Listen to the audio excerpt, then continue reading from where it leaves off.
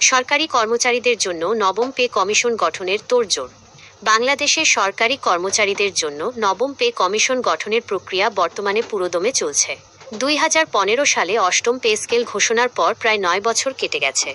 এই দীর্ঘ সময়ে মূল্যস্ফীতি ও নিত্য প্রয়োজনীয় পণ্যের দাম অস্বাভাবিকভাবে বেড়ে যাওয়ায় সরকারি কর্মচারীরা, বিশেষ করে নিম্ন গ্রেডের 11-20 কর্মচারীরা জীবনযাত্রার ব্যয় মেটাতে হিমশিম খাচ্ছেন। তাই নতুন একটি পে স্কেল এবং বেতন বৈষম্য নিরসনের দাবি এখন জোরালো। সর্বশেষ অগ্রগতি।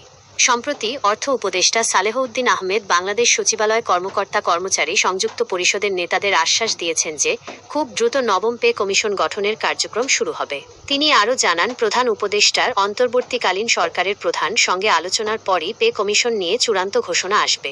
একই সাথে সচিবালয়ের কর্মচারীদের জন্য রেশন ভাতা চালুর বিষয়টি সরকার গুরুত্ব সহকারে দেখছে বলেও তিনি উল্লেখ করেন। মূল দাবিগুলো কি? বিভিন্ন সরকারি কর্মচারী সংগঠন, যেমন বাংলাদেশ সরকারি কর্মচারী দাবি আদায় ঐক্য পরিষদ,